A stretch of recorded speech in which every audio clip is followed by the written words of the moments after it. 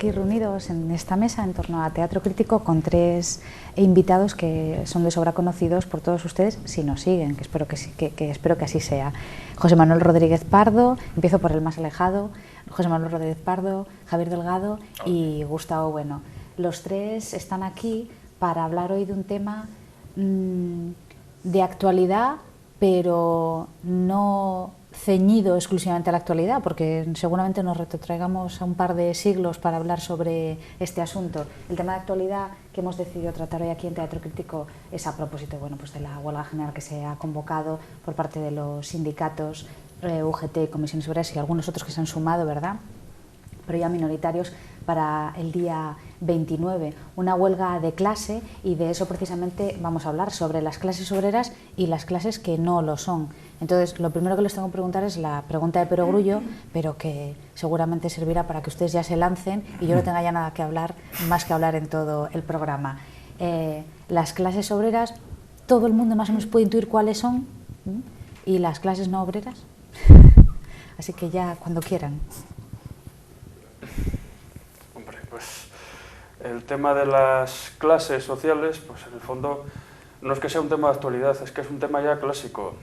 Pues prácticamente, si nos remontamos a toda la historia de la filosofía, pues aparecen las clases sociales en Platón, en Aristóteles, en todos los clásicos. De hecho, el propio Marx decía que él no había descubierto ni la existencia de clases sociales ni tampoco la lucha de clases.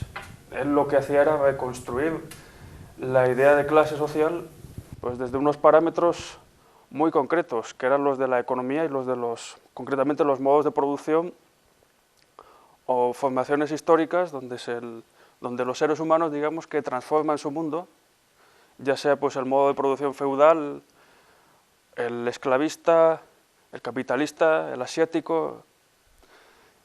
Y realmente el problema de las clases sociales yo creo que es realmente ¿cuál es el parámetro para hablar de clases?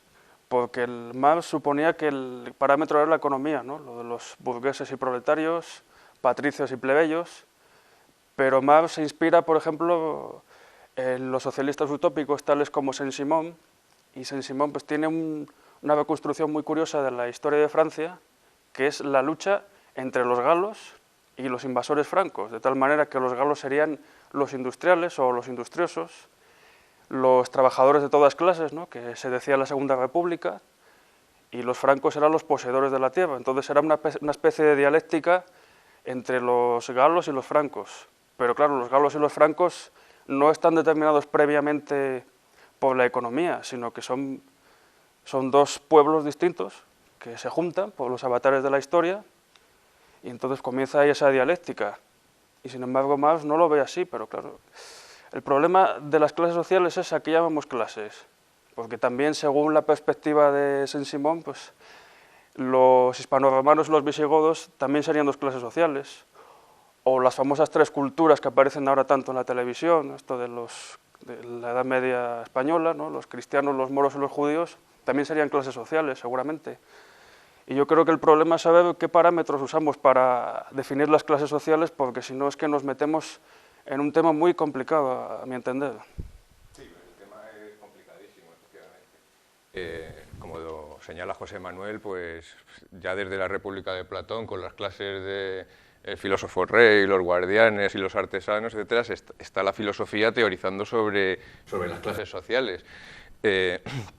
Evidentemente, yo creo que pues, si queremos traer el tema al presente, pues tenemos que hablar del siglo XIX y de la doctrina de Carlos Marx, ¿no?, que fue él el que sostuvo que la lucha de esas clases era precisamente el motor de la historia. No era ya simplemente una ordenación en clases que podría tener la sociedad política, como en Platón, sino que pretendidamente armoniosa, ¿no?, como era en la República, sino que para Carlos Marx están enfrentadas las clases, y precisamente, como tú has dicho, las clases obreras con las clases no obreras. Pero claro, ¿qué son las clases no obreras?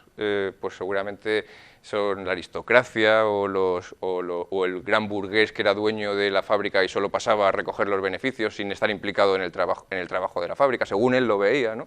Entonces, claro, las manos muertas de la Iglesia, a la cual los liberales le arrebataron la tierra en la desamortización en España, etcétera, y con las guerras carlistas. Entonces, claro, aquí el problema efectivamente son los parámetros, son a qué llamamos clase, qué criterios se utilizan para designar a las clases, etcétera. Evidentemente, en el siglo XIX, pues sí, quizás se veía muy bien que se veía a la clase obrera como algo muy homogéneo y a la clase campesina como algo muy homogéneo, como clases que se podían... De hecho, Marx, el criterio que utiliza para definir las clases es un criterio aristotélico, género afín y diferencia específica, es decir, en torno a los medios de producción, los que no son propietarios de los medios de producción serán la clase proletaria, obrera, en general, porque claro, proletario es otra cosa, más preciso, es el que crea plusvalor, es el obrero industrial, pero la clase obrera en general es la que no es propietaria de los medios de producción, ahí entran proletarios, entran campesinos, entran asalariados, ¿verdad? Marx precisa esas distinciones que en Saint-Simon y en otros socialistas utópicos y en la sociología de Comte y la sociología francesa habían quedado muy ambiguos. Marx lo que hace es precisar qué es un asalariado, qué es un proletario, qué es un campesino y lo que dice es que precisamente la clase proletaria es la que está destinada a ser el sujeto revolucionario que va a tomar el poder del Estado y hacer la revolución socialista internacional, ¿no?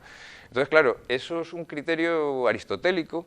En el fondo, esa clasificación tiene una impronta aristotélica, género afín y diferencia específica, que no es tan clara, sobre todo después de la Primera y de la Segunda Guerra Mundial. Es decir, el proletariado se va deshaciendo, desdibujando, porque precisamente el proletariado se va echando hacia otras naciones en vías de desarrollo o lo que sea, pero las naciones capitalistas occidentales dejan de ser esas potencias industriales porque deslocalizan la industria y la llevan, y los proletarios en sentido marxista ya no están en las naciones occidentales, sino que lo que hay es un cuerpo de asalariados o lo que sea, ¿no?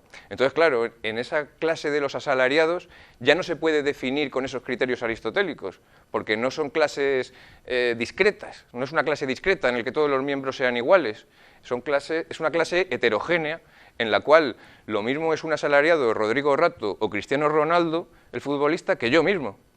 Y claro, no tenemos los mismos intereses, no tenemos la misma conciencia de clase, aunque seamos todos asalariados en sentido marxista.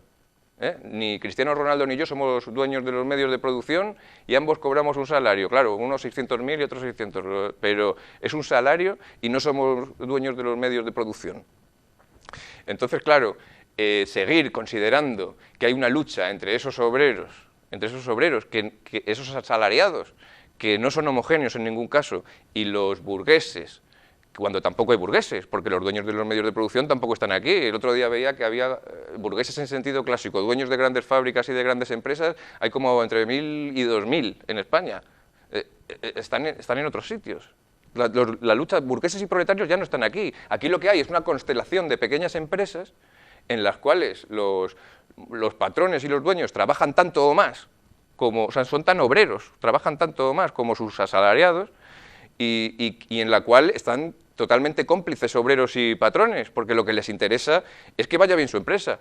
Es decir, a Cristiano Ronaldo lo que le interesa es que vaya bien el Real Madrid, no que la clase obrera esté unida en su conjunto contra los burgueses. ¿No? Efectivamente, o yo mismo, lo que me interesa es que esté mi empresa bien, no tengo ninguna conexión con el otro. Entonces, claro, plantear, como plantean hoy los sindicatos, las huelgas como unas huelgas de clase, de la clase obrera amenazada, etcétera, contra tal. Bueno, luego analizaremos un poco más detenidamente la huelga, si acaso, simplemente para plantear un poco la cuestión. Es decir, es curioso cómo la crisis de la lógica aristotélica, por decirlo así, a partir de Wittgenstein, que es el primero que empieza a hablar de esto de las clases heterogéneas, cuando empieza a buscar la categoría de juego algo en común y no lo encuentra, entre todos los juegos no encuentra nada en común y empieza a hablar de esto, de clases heterogéneas y tal, y todo esto cómo se desarrolla luego en la lingüística, la COF, etc. Entonces la crisis del aristotelismo en lógica tiene que ver también con la difuminación de la lógica de las clases sociales. Eso me parece a mí que está sin tocar y sin estudiar y que podría ser una vía interesante de investigación. La conexión entre la lógica de clases y las clases sociales. Cómo está conectado la crisis esa del silogismo, por así decir, con la crisis precisamente del proletariado y de la burguesía como clases perfectamente definidas. Bueno, esto simplemente para empezar. No está mal. Bueno, bueno, pues que nada, vamos a abundar en lo mismo. Por lo que se ha dicho ya, y muy bien dicho, pues voy a todavía remontarme todavía más atrás.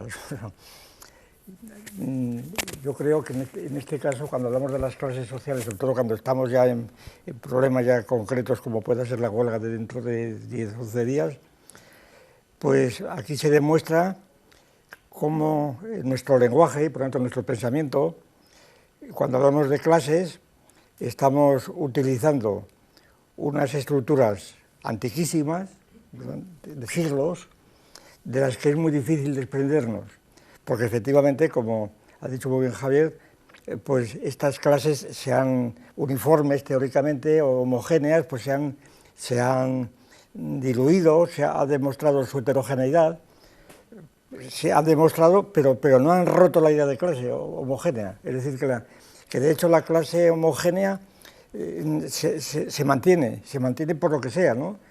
Es decir, es por ejemplo en función de la cual se piensa la huelga. Esta es la clase proletaria, eso será un puro error, y lo es, vamos, totalmente un error. Pero funciona, efectivamente. Pero sin embargo, la potencia ideológica de esos conceptos subsiste. Claro, esto es lo que Lucas más bien planteó con la distinción famosa entre la clase y la conciencia de clase. Claro. Es que tenemos conciencia de clase, pero esa conciencia puede ser completamente fantástica. Puede ser pues como tener conciencia, pues qué sé yo, de los santos del purgatorio, claro. Y eso está con la clase de los santos del purgatorio. Ahí están. Todos los años se va la gente a hacer, pues, la fiesta de todos los santos y ir a las tumbas, a los cementerios. Y sin embargo, pues para muchos esa clase es vacía, no hay santos del purgatorio. Entonces, ¿qué pasa aquí? Bueno, yo creo, y aprovechando esa alusión que ha hecho Javier a la lógica de clases, yo creo que hay, efectivamente, cuando Marx trata de las clases sociales, que era pues aproximadamente también cuando empezó la lógica de clases, bueno, ya formalizaba, había empezado mucho antes, porque está con Aristóteles, efectivamente, pero cuando empieza la lógica de Bull, la lógica de clases, bien, y llega a hacerse hegemónica en la llamada lógica matemática, o lógica simbólica, o logística, ¿verdad? Entonces ahí las clases son clases que nosotros llamamos distributivas, que es una de las distinciones más esenciales, pero que sin embargo no se tienen en cuenta. No la tengo en cuenta ni Bull, ni Wittgenstein, ni nadie, no la tiene en cuenta. Las clases, y sin embargo es una distinción clave para el marxismo, porque la idea del marxismo es precisamente no clase distributiva, sino en parte, sino sobre todo clase atributiva. Es decir, las clases de la lógica de clases son clases definidas, pues como se definen, por ejemplo, la clase de los números pares. Se da una definición, ¿verdad?, por género de diferencia, por lo que sea, por una serie de rasgos característicos, clase de números pares, todos aquellos que son divisibles por 2. O sea, la clase de números pares es pues la clase 2n, divisibles por 2, siendo n los números naturales, por ejemplo. Pero claro, la clase de los números pares comprende a cada uno de los números pares, 2, 4, 6, 8, 10, que son infinitos. Ahora, el conjunto de esos números pares es una clase atributiva, que ya no es divisible por 2, es una clase infinita, con un número como Aleph 1, ¿verdad? Porque es un transfinito. Esa clase ya no es divisible por 2. Y allí los números pares están encadenados, ordenados unos con otros, no se puede separar el orden, no se puede saltar del 2 al 4, ¿verdad? O del 2 al 8, si hacemos la serie de los números pares, mientras que cuando hablamos de números pares, en el primer sentido, cada número par es totalmente distinto de los demás, se puede tratar independientemente. Claro, esta distinción es completamente fundamental. Están unidas las clases. Muchas veces ponemos este ejemplo, digo que todo el mundo lo entiende porque está presente en todo el mundo, y si no se enteran 2 palabras. Cuando Euler escribió un libro famoso que contenía cartas a una princesa de Alemania, publicado con ese título, pues Euler explicaba a la princesa de Alemania, como si fuera tonta, ¿verdad?, pues lo que eran los silogismos de Aristóteles, pero lo representaba por unos círculos que tenían incluidos otros círculos, y luego envueltos por otros círculos, y luego esos círculos se interceptaban. Lo que se ha generalizado ya en nuestros días, sobre todo a partir de los Bourbaki, en todas las escuelas primarias, con esas patatas que se llaman, ¿no? A partir de los años 40 o 50, que se generalizó y se confundió continuamente además en los libros de lingüística y demás. Muchas veces utilizaban esos círculos de Euler para designar cosas que no, porque los propios profesores de lingüística no entendían la distinción. Entonces, el caso era pintar una patata y poner ahí la intersección, ya estaba. Claro, en las clases distributivas, que son compuestas por individuos, por elementos, elementos que pueden ser individuos, ¿no? Por elementos, estas son las clases diaidológicas que decimos. Y las otras clases son clases pues, que son sinalógicas. Bien, no quiero emplear terminología, pero sin embargo es necesario porque si no, no nos entendemos. Claro. Es decir, esto para que lo sepan los que estén interesados por este asunto, que sepan que esto es necesario distinguir, porque si no es una confusión completa por todos los lados continuamente desde el principio. Bueno, en el caso de las clases distributivas, los individuos son independientes. Es más, el problema que planteó pues, Aristóteles, la lógica de Aristóteles y luego Porfirio, fue cuál era la realidad de estas clases, lo que los antiguos llamaban los universales, ¿verdad? Los universales que eran totalidades distributivas. Entonces, estos universales, por ejemplo, hombre, por ejemplo, proletario, por ejemplo, obrero, una clase, si es distributiva, cada clase pues tiene únicamente realidad en los individuos que la encarnan. Es decir, franceses, pues este francés, el otro francés, ¿verdad? Aquello que se decía, ¿qué opina usted de los franceses? Dice, no he tenido tiempo de contarlos todos los días, ¿verdad? Y contarlos a todos.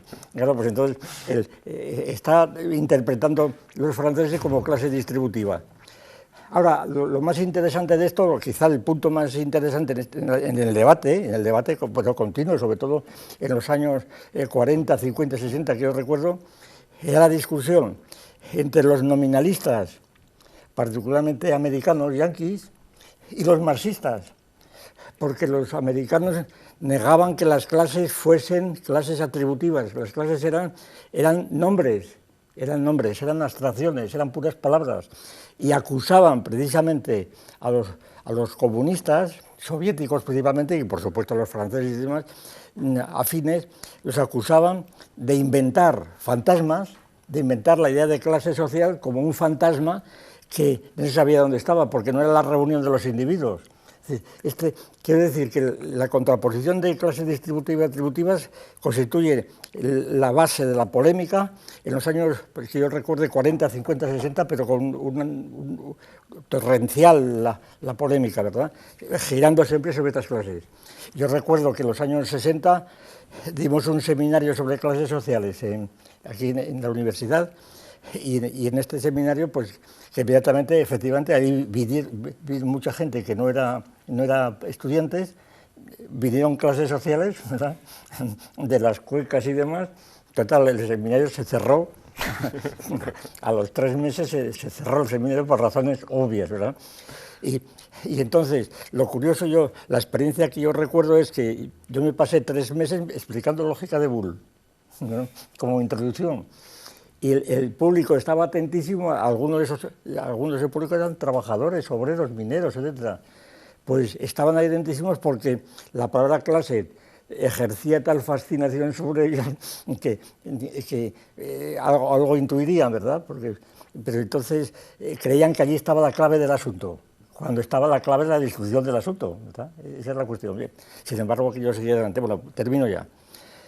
Entonces, en el caso de las clases del marxismo, claro, lo esencial es tener en cuenta que la clase social de Marx, que es lo que llamó Lucas conciencia de clase. Bueno, y Poullansas y todos los franceses. Objetivo y subjetivo. Claro, conciencia de clase, pero la conciencia de clase era como una cosa sobreañadida a las clases reales. Había unas clases reales sin conciencia de clase. La conciencia de clase se la suministraban pues, los intelectuales.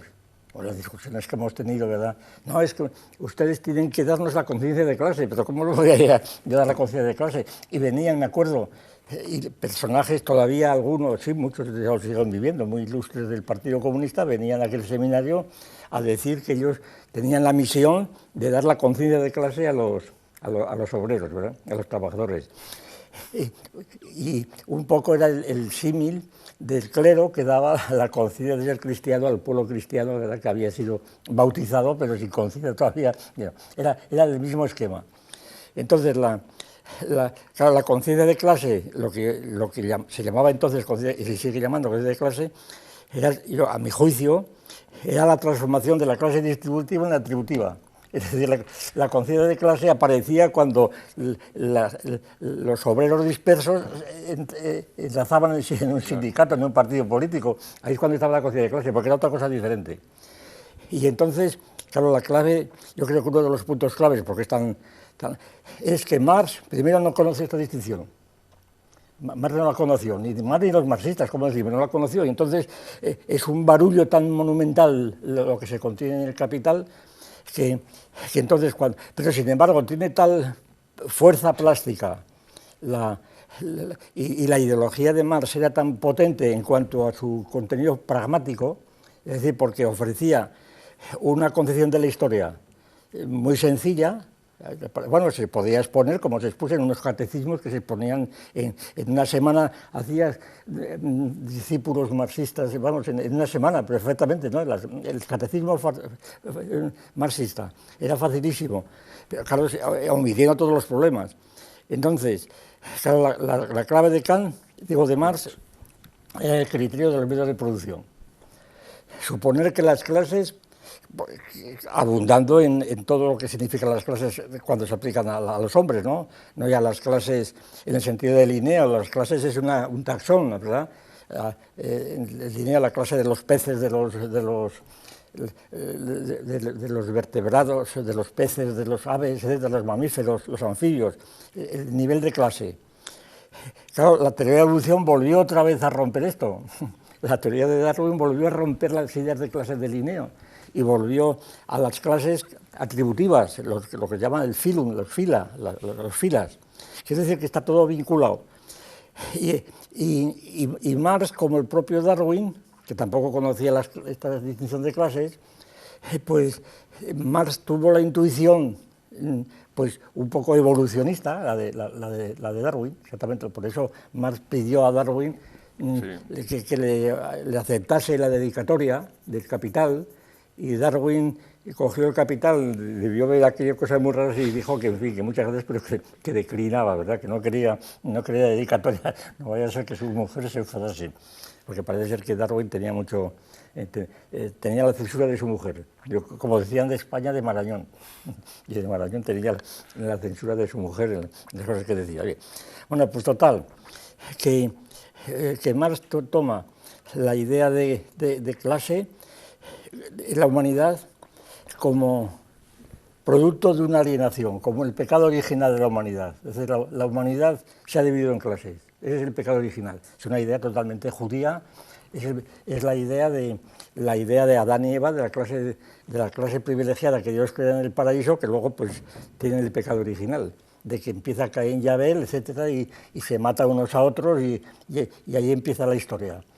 Entonces, la humanidad se ha roto en dos, por lo que fuera, ¿no? Y más concreta, no por la ambición y por eso, sino precisamente por el modo de producción, porque los instrumentos de producción que puedan ser pues el campo, la ganadería en la sociedad primitiva, entonces de ahí se forman unas clases distintas y de ahí mismo salen muy pronto, después de la comunidad primitiva, y algunas formas muy anómalas que estuvieron prohibidas mucho en la Unión Soviética, me refiero al modo de producción asiático, ¿no? Estuvo prohibido porque no se sabía muy bien cómo encajar aquello, y sobre todo porque se acusaba precisamente a la Revolución de Octubre soviética, se le acusaba de ser una reedición del comunismo tártaro, del comunismo asiático, una palabra. Es decir, Stalin habría reexpuesto el modo de producción asiático. Godelier, en fin, tuvo unas polémicas tremendas en aquellos años. Y entonces, la idea de Marx es que esta evolución directa de las clases lleva casi inmediatamente al Estado. Es decir, el Estado es simplemente una coalición de los expropiadores, es decir, de los que han expropiado los modos de producción, una coalición para fundar el Estado y poder así someter a las clases que ya están establecidas. Y yo creo que esa es la clave principal del marxismo, que precisamente nosotros hemos procurado darle la vuelta del revés, afirmando que las clases sociales en el sentido marxista no son anteriores al Estado, sino que se producen después del Estado. Esa es la diferencia fundamental, de un alcance tremendo, porque entonces, si el Estado, y la razón principal es esto, ya voy a terminar rápidamente estas premisas. La razón fundamental es esta, que el Estado, tal como lo reconoce Marx, a diferencia de la sociedad primitiva, el Estado supone un asentamiento de las sociedades, es decir, un desarrollo evolutivo de la sociedad nómada, que no tiene territorio, que las sociedades nómadas. Cuando se asienta la sociedad en un territorio, cuando se apropia de esa sociedad, la apropiación, ese concepto no está definido por el marxismo, simplemente se parte in medias res ya, ¿verdad? Es decir, Marx parte en el siglo XIX de la visión pues, de los romanos, de los griegos, de los egipcios, ¿verdad? Luego queda una forma muy nebulosa, la comunidad primitiva es completamente inventada, ¿verdad? Es una cosa mitológica, de historia-ficción, aunque con todos los conocimientos que podía tener Marx, y los tenía bastantes en aquella época, pero aquello no se sostiene, vamos, no tiene documentación suficiente. Y entonces la idea de esta sociedad primitiva queda en la nebulosa primigenia y cuando empieza a tomar forma es con los estados primeramente conocidos, las ciudades griegas, sobre todo el origen de la familia, el Estado, ahí está clarísimamente la evolución, que fue un libro que le encargó Marx a Engels, precisamente, y ahí está perfectamente establecida la idea de la transformación de una sociedad ya de clases cuando fundan el Estado, sobre todo en Grecia, que es donde Engels lo explica admirablemente y con conocimiento de causa, y allí aparecen las clases sociales dentro del Estado. Y naturalmente el motor de la historia pues es la lucha de clases, es decir, la historia tiene como un argumento la lucha de clases. Claro, Marx introduce unas ideas muy nuevas y olvidadas completamente también, olvidadas completamente por los propios marxistas, sobre todo ya los de nuestro siglo. Y es que para Marx la historia es un proceso progresivo, de progreso indefinido, lo que quiere decir que cada modo de producción, pues cuando llega a su fin se transforma en otro, pero el otro tiene que asumir el primero. Es decir, el comunismo tiene que fundarse en el capitalismo. Y entonces no cabe hablar de comunismo si no fuera por el capitalismo, porque el capitalismo es el que prepara precisamente el comunismo. Esa tesis progresiva de Marx, pues esa se olvida continuamente, la olvida el anarquismo, etcétera, etcétera. Y la idea de clase obrera, para Marx, precisamente fundada en la Revolución Industrial, se funda en la idea central de Hegel de la clase universal. Es decir, aquí se ve claramente, vamos, aunque esto es una cuestión totalmente debatida, pero como la idea de comunismo de Marx y de clase obrera, completamente, la importancia de la clase obrera no se mide tanto, también que se ha olvidado eso por completo, esto se ha olvidado completamente por parte de los militantes. La clase obrera no es simplemente la clase de los trabajadores que sudan, que son explotados. Eso no merece la pena, viene a decir Marx muchas veces. La clase obrera no son los trabajadores, pues eso, esquilmados, explotados, que trabajan, que tienen muchos hijos, la prole, ¿verdad?, etcétera. La clase obrera tiene importancia política para Marx en la medida que es la clase revolucionaria, y si no, pierde totalmente su interés. ¿Y en qué consiste la clase revolucionaria? Pues consiste en que la clase obrera, precisamente por haber llegado a una fase histórica en donde domina los medios de producción, donde una fábrica industrializada por los trabajadores conocen las máquinas, las utilizan, etcétera, etcétera, por tanto están por encima objetivamente de los propios dueños que no poseen el conocimiento siquiera de los instrumentos de producción. Entonces la clase obrera puede extenderse más allá de los estados donde tiene, y es una clase universal, puesto que universal es en principio la revolución industrial. Y esta idea, la clase universal, es la de Hegel, la que Hegel la expresión clase universal, precisamente. La clase universal, pero pasa que Hegel la identifica con los funcionarios del Estado. Los funcionarios de un Estado. ¿Y por qué clase universal dice Hegel? Porque así como las clases de un Estado establecido, pues los estamentos, los funcionarios o lo que fuera, pues simplemente trabajan objetivamente, el contenido de su trabajo es un contenido para sí mismos. En cambio, los funcionarios trabajan para todo el Estado. Aquí Marx está admirablemente, a mi juicio, pues desbordando la posición subjetiva objetiva. Aquí lo que cada uno piensa es lo mismo, ¿verdad? El funcionario también trabaja para sí, pero eso es irrelevante. El funcionario, de hecho, está trabajando para el Estado directamente, porque está interviniendo en la administración del Estado, etc. Entonces, la clase universal, en la medida en que el Estado es universal también, claro.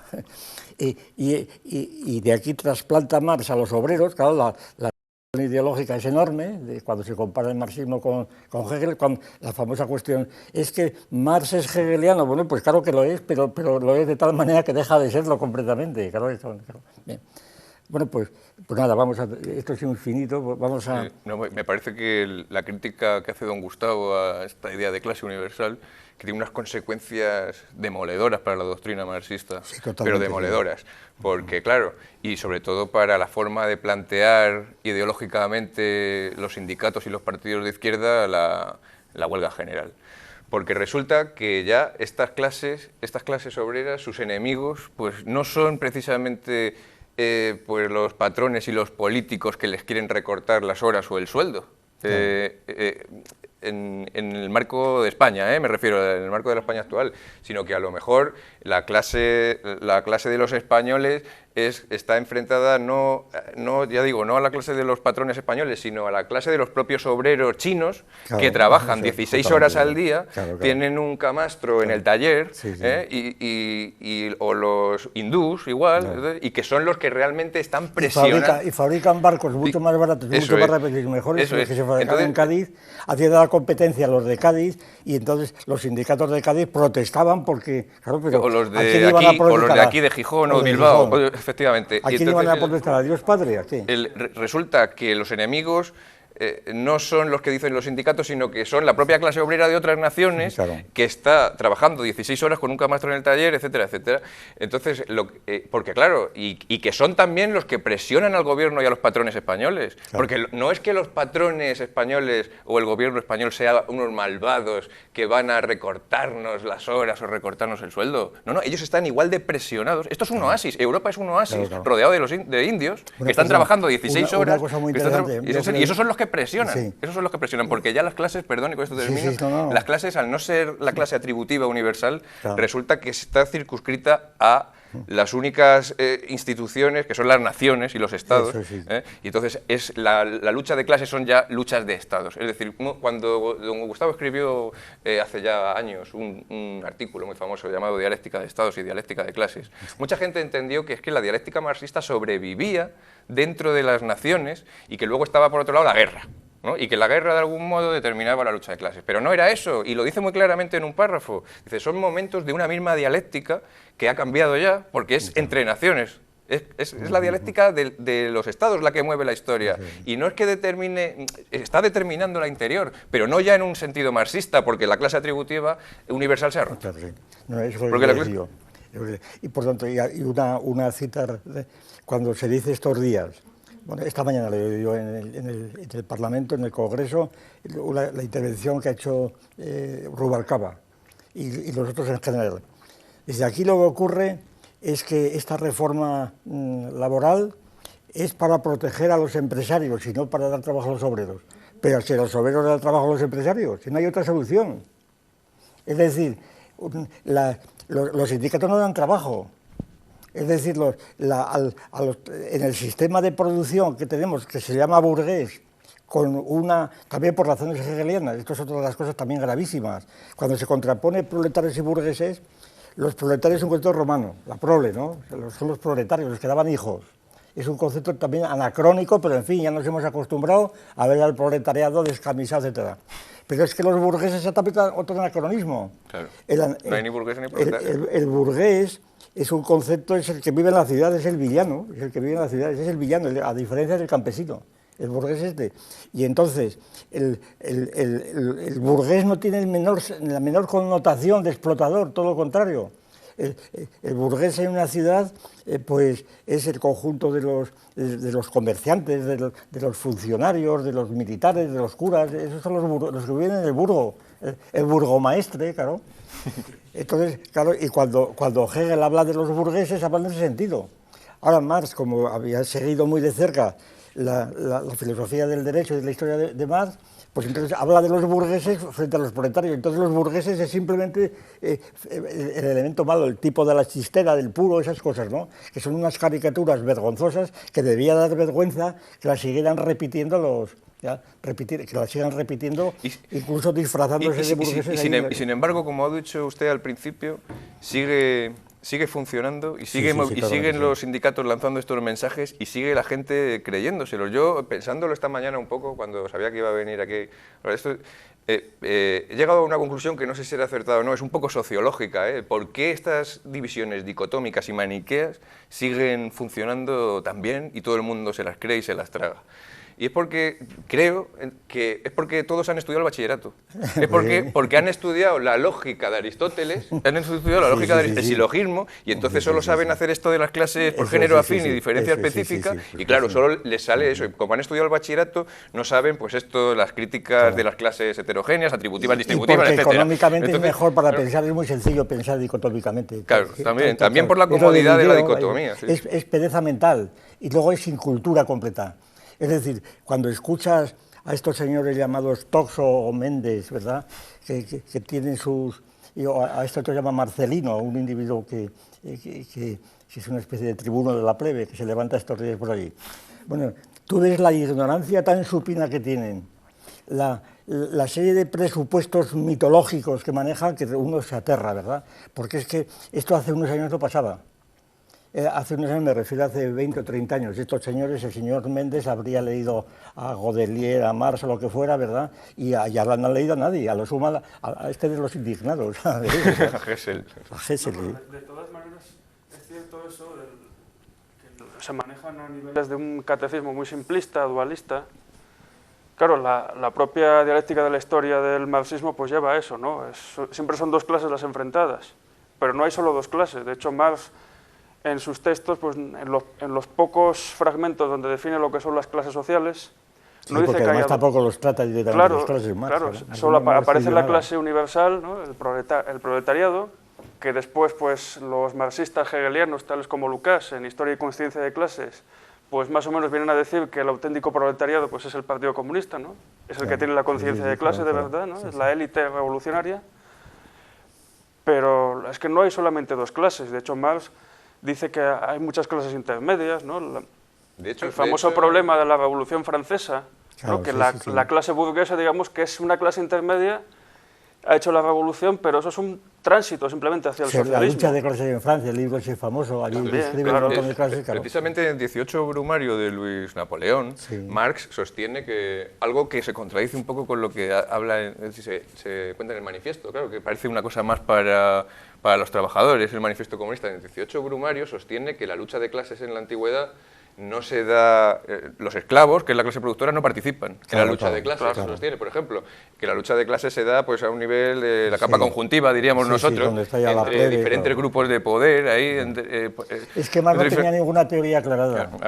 La realidad es que Marx no tenía teoría aclarada. De hecho, es decir, la lucha social en Francia, que es una obra realmente admirable. Yo recuerdo que lo explicaba entonces, después de haber analizado en todo detalle, por lógica de clases, precisamente, y salía una reconstrucción de aquello que después de leer parece que Marx había tenido aquel esquema y lo había escrito. Decía, parecía imposible que encajase tanto la respuesta. Bien, pues lo cual demuestra que Marx, la dicotomía que luego establecía Marx, que era la pragmática, la que interesaba, porque era la que apuntaba realmente a la idea revolucionaria, a la unión de todo eso, al internacionalismo proletario, todas esas cosas, ¿no? Claro, y al mismo tiempo fue donde empezó el conflicto. Yo recuerdo la gran conmoción que produjo en todo el mundo marxista cuando empezó el conflicto chino-soviético. Eso era como la rebelión como el Padre contra el Espíritu Santo, o sea, era una cosa imposible. Pero ¿cómo van a estar conflictos? No, será una cosa pasajera, decían, es una cosa pasajera. Bueno, bien. Sí, había un chiste a propósito del conflicto chino-soviético que salía en revistas marxistas o ácratas, que aparecían los chinos y los soviéticos peleándose en la frontera, entonces en el cielo surgía Carlos Marx y decía: proletarios de todos los países, separados. Y claro, realmente pues ahí los proletarios eran una clase, realmente había dos clases que eran las de los chinos y las de los soviéticos. Pero aquí estaba la dialéctica de estados y de clases, claro. Porque los chinos, que suele decir. Y por traer esta dialéctica de estados a la situación actual de España, pues es verdad, porque claro, cuando yo he argumentado estas cuestiones en redes sociales y tal, me dicen, bueno, pero es que tú no tienes en cuenta que, pues que sí, que la reforma laboral es mala y que por ello hay que oponerse, aunque sea de una forma ideológica. Aunque sea, y digo, porque claro, la reforma, pero claro, es una cuestión de, es mala, pero ¿por qué es mala? Seguramente pues porque viene impuesta desde Alemania. Otra vez, no son las luchas de clases, no son las luchas de clases internas, no es porque nos recorten el sueldo, por lo que es mala, sino porque es la dominación de Alemania, de la clase de los alemanes hacia España, etcétera. Entonces, claro, en este sentido, pues aquí todos son cómplices, tanto los partidos políticos, tanto los partidos socialistas, el PP, los sindicatos, todos son cómplices de llevar, digamos, la nave del Estado hacia la catarata, y son muy pocas voces las que alertan contra esto, las que dicen salgamos de Europa. Claro, no, aquí todo el mundo está dedicado... Y además las voces son inútiles. Claro, inútiles. Es decir, estamos diciendo es totalmente inútiles. Inútiles completamente, porque todos están alimentando la caldera hacia la catarata. Si nos oye en este momento estos tribunos de la plebe, ¿verdad? Y tal, dirá fascistas, señoritos. Claro, pues eso, con eso se quedan tan contentos. Y es que decir si nos oyen los del 11M o del 15M. Es imposible, primero porque hay un nivel de preparación intelectual totalmente distinta, no ya de lectura ni de erudición, sino de pensamiento, de haberse pasado muchas horas con la lógica de clases, por ejemplo. Cosa que usted no lo ha hecho, señor mío, por tanto usted no puede hablar conmigo. Usted tiene que escuchar. ¿Cómo? ¿Somos todos iguales? Sí, pero unos más iguales que otros, ¿verdad? En esto no podemos hablar porque usted no entiende una palabra de lo que estamos diciendo, más que lo va traduciendo. Y entonces la situación yo creo que es catastrófica precisamente por el estado que se ha llegado, sobre todo en la transición y sobre todo con la democracia. La democracia en España yo creo que ha servido de hecho como una corrupción de la propia democracia, para que cada cual crea que por el hecho de ser soberano en su voto, también tiene su propio pensamiento y él tiene tanta opinión, tantos juicios de opinión como cualquiera, y por tanto nadie le puede enseñar nada. A mí usted no me enseña nada, que yo tengo tanto valor como usted. Bueno, pues muy bien, pues vaya usted a tomar viento, ¿verdad? De hecho, pues aquí hay una contradicción dentro, si tomamos el canon marxista, que es el famoso caso de la clase política, claro. Eso es una clase, porque teóricamente la clase política está compuesta pues, por partidos políticos, que a su vez son partes dentro de un Estado. Y luego, claro, aquí en España pues hay partes que quieren destruir el Estado, ¿no? Que son los partidos separatistas. Entonces, ¿qué clases hay? Claro, los separatistas serían una clase que quiere romper el todo, que es España. Y sin embargo, pues están metidos todos en este consenso, digamos, en esta creencia común de Europa y demás. Lo que pasa que es un consenso sin acuerdo. Todos quieren Europa, pero ¿para qué? Unos creen que en Europa viene la salvación, otra Europa es posible, ¿no? Frente a la Europa del capital. Otros se quieren separar para encontrarse en Europa y hablar en inglés. Y otros pues creen en Europa porque realmente piensan que el mito funciona. Y además, pero estas dicotomías, por decirlo con una expresión más útil, pero que se utiliza mucho, se visualizan. Yo recuerdo que era como la demostración de la teoría de Marx cuando en los años, en el 68, cuando aparecían pues los obreros de la Renault y demás, y los estudiantes, ahí estaba, y los capitalistas, ¿verdad? Allí estaban unos y otros, allí estaba todo mezclado luego con la resistencia, porque resulta que estaba de gol por medio, ¿no? Aquello era un follón completo, pero lo que se separaban claramente eran las cosas de indumentaria, cosa que se empezó a complicar otra vez cuando empezaron los inmigrantes, porque entonces ya era una cosa ni otra, es decir, que era una simplificación, sencillamente es una simplificación. Y yo creo que las ideas del marxismo, pues sobre todo, yo el criterio máximo que tengo es el siguiente: las ideas marxistas sirvieron para la Revolución de Octubre. Efectivamente. Es decir, aunque hubo, Lenin le aplicó un correctivo ahí, hombre, hay tremendo, un escrito tremendo que dice una lección dura pero necesaria, que tiene ese título nada menos, una lección dura pero necesaria, que era cuando hubo que cerrar la frontera, en la paz de Brest-Litov, y claro, ahí se acabó un solo país, y cuando Stalin brindó por Rusia, claro, ahí se acabó el comunismo en un solo país, era ya totalmente, a pesar de que había dicho Lenin que si no se hacía la revolución en Alemania había fracasado, pero eso se tapó, luego vino la Gran Guerra Patria, etcétera. Pero lo que sí parece evidente, a mi juicio, es que esta idea del comunismo, del marxismo, el comunismo como estado final, pues realizada en la Unión Soviética, efectivamente en los años 60, con unas diferencias con Estados Unidos, había una producción pues eso, del 10% del Producto Interior Bruto cada año. La carrera espacial. Pero resulta que todo esto lleva y la Unión Soviética se desfonda. Eso es lo que ha transformado actualmente todo el presente. Y aquí la gente no se han enterado de que la Unión Soviética ha caído. Eso es lo más grave de los sindicatos de clase, que la Unión Soviética se ha caído. ¿Y por qué se ha caído? Ya se sabía que iba a caer, vamos, ya por los años 70, cuando aquella crisis famosa del trigo y demás, y cuando empezaba a haber cosas heterodosas, como aquellos contratos que hacían con la CIA italiana para coches de la Unión Soviética, como la Unión Soviética ha caído al espacio y ya tiene que firmar con el capitalismo, ¿verdad?, para que nos hagan coches, cosas de ese tipo, ¿no? Entonces, en los años 70 ya la cosa empezó a ponerse ya muy seria, ¿no? Muchos indicios, en fin, que no son de esta ocasión. Pero lo cierto es que estos indicios, claro, se intentaban explicar desde el marxismo internacional como un efecto del cordón sanitario y del sitio que le había puesto los países capitalistas. Bueno, pero es que la revolución marxista tenía que contar con esos enemigos, tenía que vencerlos. Y si no los vencía, ¿dónde estaba el proletario universal? Y entonces resulta que cae la Unión Soviética. Los partidos comunistas se disuelven como un azucarillo en todos los lados, ¿verdad? Eso es evidente. Pues en Francia, en Italia, en España, vamos, se disuelven completamente. Se dice, no, es que la gente tiene miedo, ya veremos en las próximas elecciones. Bueno, esto estamos así desde la transición, ¿verdad? Las próximas elecciones todavía perderían más, y así sucesivamente. A lo sumo sacaban 2 o 3 puntos.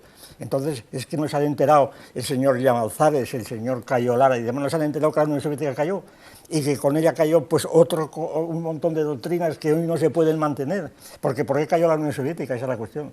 Esa es otra cuestión, pero estoy totalmente relacionada con fue esto. la propia existencia de la URSS la que determinó el estado de bienestar. El estado de bienestar en la Europa occidental. Es decir, toda esta cuestión de los obreros con las vacaciones pagadas, 8 horas de trabajo, etcétera. Muchas veces se apuntan los sindicatos que fueron conquistas de ellos, pero cuidado, porque ahí fueron también muchas concesiones. Empezó Bismarck más o menos. Pero luego, sobre todo, fue la Unión Soviética. Pero fue la URSS la que obligó a que fue la que obligó a que se implantase. Y claro, ahora con la consecuencia de la caída de la URSS es un poco, vuelvo a lo que decía antes, ha determinado que estemos rodeados de una gente que no sabe lo que son las vacaciones pagadas, ni las 8 horas de descanso, ni todo lo que disfrutamos en el estado de bienestar. Estamos rodeados de trabajo, y que son los que presionan sin la URSS de por medio. Sí, y claro, aquí se ven Merkel, el Sarkozy, el Rajoy, pues diciendo tenemos que apretar, claro, pero pues no porque ellos sean malos o tal, sino porque se ven presionados, se ven determinados por la dialéctica de estados de la globalización, que es como llaman a la situación actual. Es que la URSS se murió de éxito realmente, o sea, casi se puede decir que la URSS desapareció porque una vez con el estado del bienestar, aquí en Europa y en Estados Unidos, hombre, manera ya no hacía África, falta. en China, en la India, quedaban... De hecho es algo que los sindicatos seguramente no son capaces de ver, y es que en el capitalismo no podemos vivir todos como si fuéramos funcionarios del Estado. Y el problema que seguramente está discutiéndose con la reforma laboral es que en el capitalismo nadie tiene garantizado su puesto de trabajo. Esa es la cuestión realmente, y todos los sindicatos defienden los intereses pues de los que ya están trabajando, llevan un tiempo ahí y luchan por mejorar eso, y sin embargo pues hay un paro estructural que se suele decir de gente que no encuentra nunca trabajo, y sin embargo pues la reforma laboral parece que lo que quiere es quitar a los fijos para meter a otros más discontinuos, pero claro, esto es a lo que lleva el capitalismo. La paradoja tremenda de estos días también en España con estos años es que se pide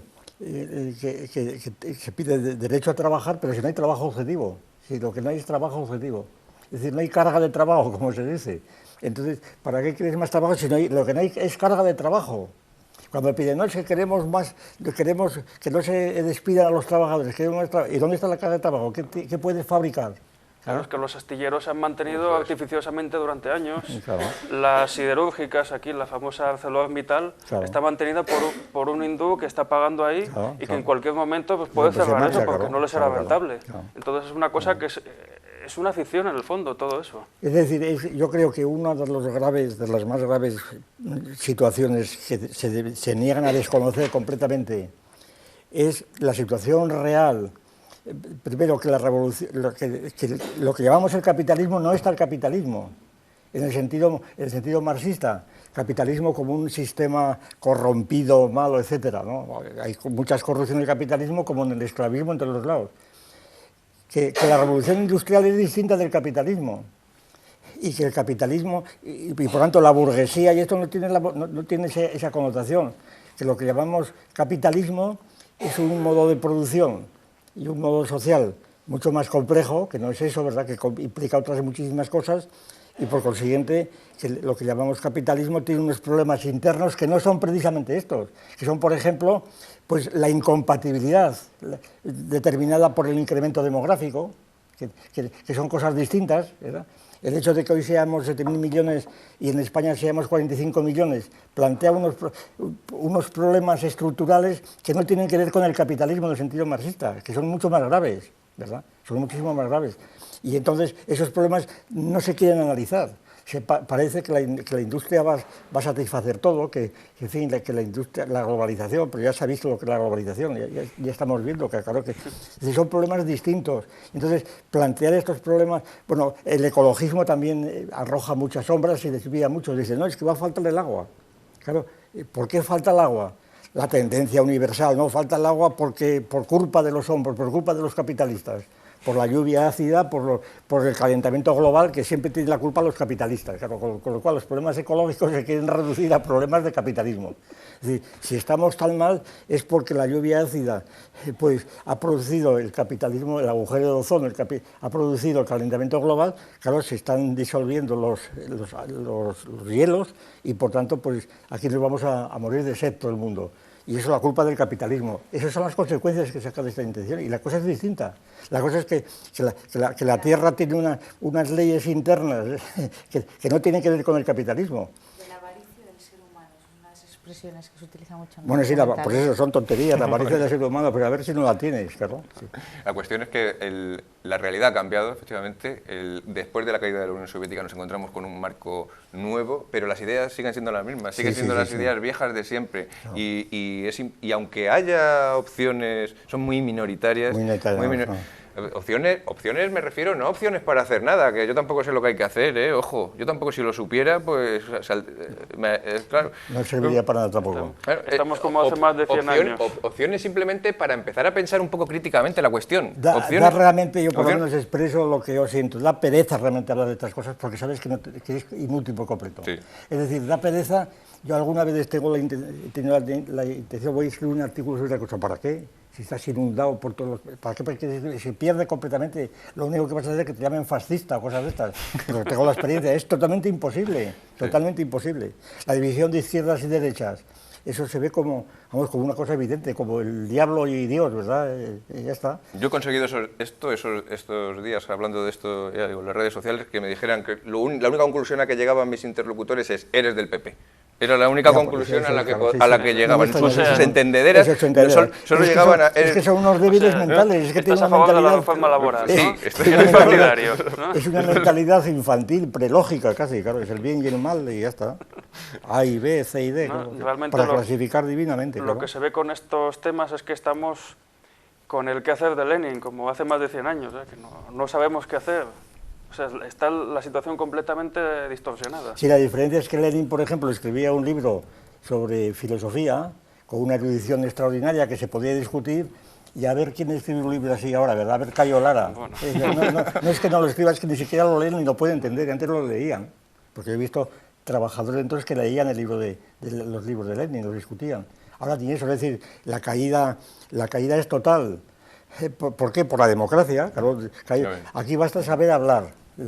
que es lo de siempre. Cuando uno sabe exponer en público pues unas frases más o menos inteligibles, pues ya está, ya es un sabio. Aunque diga tonterías completamente, pero habla. Y habla en el Parlamento, lo que fuera, habla en un meeting y habla, y ya está. Habla, o a veces con tono sapiencial, como se llama Toxo, me parece. Toxo. Habla sapiencialmente, parece un oráculo, ¿verdad?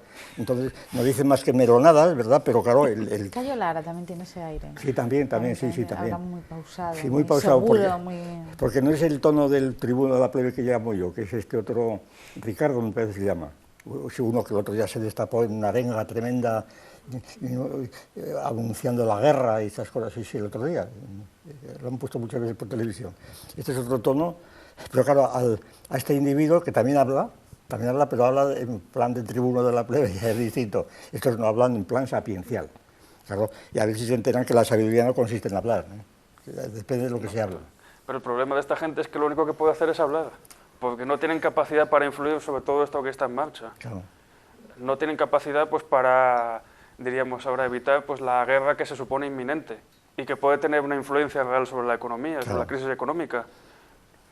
Hablan, convocan una huelga general, pues casi 2 años, bueno, año y medio después de otra, que tampoco sirvió para nada, y es un día de huelga que sirve para decir que los sindicatos están ahí. Ojo, que pero son sindicatos de clase, pero... Está por ver qué aceptación tiene la convocatoria. Esa es otra cuestión, a ver a cuánta gente movilizan también. Y también estamos dando por hecho, nosotros hoy aquí, que pues que los sindicatos funcionan con esta ideología y que se la tragan, etcétera, cuando igual la cosa va por otro camino mucho más civilino, y es que estos sindicatos que se dicen de clase igual son agentes precisamente precisamente de los gobiernos y de Alemania. No del oro de Moscú, sino del oro de Berlín. Efectivamente. De China. No de China, sino a los sindicatos nos los hemos encontrado desmantelando la industria española, claro, cómplices. Sí, claro. A los sindicatos nos los hemos encontrado... Sí, los sindicatos son la OIT y todo eso. Nos los hemos encontrado cómplices cuando había que implantar los contratos basura. Claro. Nos los hemos encontrado cómplices durante estos últimos 3 o 4 años, echando a la gente, haciéndoles firmar los ERES. Claro. Es decir, que ahora no me vengan con cuentos, claro, porque ellos son los que han sido el brazo ejecutor de las órdenes de arriba. Sí, es decir, que ellos se presentan como un poder ascendente dentro de nuestra terminología, y resulta que no. Que viene de arriba, que son los garantes de la paz social, los garantes de la paz social, y que son realmente traidores a las clases estas trabajadoras a las cuales hay que echarles de la empresa, o hay que hacerles un contrato basura, o hay que hacerles tal. Es decir, que les venden una moto a sus afiliados, las burocracias sindicales de cabeza hinchada y de pies muy pequeños están apaciguando. Ese es su papel, apaciguar, muchas veces, está muy bien visto, y no ya porque ellos sean tontos que se creen las teorías marxistas, sino porque son demasiado listos. Ya puede ser. Ahora, puede ser, pero aplica esto ahora a uno que va a la manifestación. No, claro, ese está totalmente perdido. Ese está completamente extraviado. La base se cree realmente que pueden llegar al... La base se cree que el sindicato lo defiende. La huelga general... Claro. La base se cree que la huelga general del 29 de marzo es la antesala de la revolución. Claro, sí. Y de hecho, pues muchas veces los líderes sindicales pues tienen que ceder y convocar la huelga porque no hay más remedio. Y firmar lo que le ponen delante. En la pasada legislatura, que era una situación de deterioro. Me recuerda una cosa muy bonita de un chamán que cuenta Levi-Strauss, que cuenta bueno, no me acuerdo. La situación es la siguiente. Un chamán, bueno, un coaquiul me parece que era, el actor de los coaquiul allí por Vancouver y por ahí. Un individuo es muy crítico en la tribu de lo que hacen los chamanes. No cree nada, cree que es una pura fantasía, una pura impostura. Y entonces, pues un amigo le enseña los primeros trucos. Él un día va a una tenida de esas, ¿verdad? Y empieza a ver que la tribu le responde. Y total que se hace el chamán número 1. Lo que decían de los sindicatos, claro. estos empiezan a hablar de la revolución, ves que se lo creen, pues venga, siga adelante a ver qué pasaba. Había un viejo chiste en el Papus que salía un burgués, la caricatura de un burgués con puro y chistera que decía al pueblo, o nosotros o el caos. Y decía al pueblo, el caos, y decía, da igual, somos nosotros también. Era una clase universal. El daño que han hecho estos chistes, ¿eh? Porque han dado la imagen, el puro, la chistera y el chaqué, ¿verdad? Y eso ha dado pero que unas simplificaciones como cuando pintaban el dogma de la Trinidad como un triángulo y un ojo, ¿verdad? Ya está. Eso es el dogma de la Trinidad. Pues nada, si tú te crees eso... Sí, pero que en este en concreto, pues igual por ahí pueden ir los tiros. Aquí en Asturias se sabe mucho de los maletines de Solchaga, que pregunten a los líderes de comisiones obreras en Asturias sobre los maletines que llegaban en la reconversión industrial. Del ministro Solchaga, sí, claro. Tenemos que dejarlo aquí, pero voy a acabar, si me permiten, con Javier. Usted ha dicho y dos alusiones. Usted ha dicho primero que los sindicatos son los garantes de la paz social. Discrepo. Los garantes de la paz social son los equipos de fútbol y veremos ahora lo que pasa si los disuelven por las deudas que tienen. Ya verá cómo la paz social se va a pique. Ese es un opio que no viene Pero mal. de eso ya hablaremos en otro momento. De eso ya hablaremos en otro momento. Y aunque Javier me pidió antes de que empezáramos este programa que por favor no lo mencionara, lo voy a mencionar porque viene muy al cuento. Solo les voy a decir que para dilucidar qué es esto de las clases obreras, las clases no obreras, por favor... Son las clases pijas.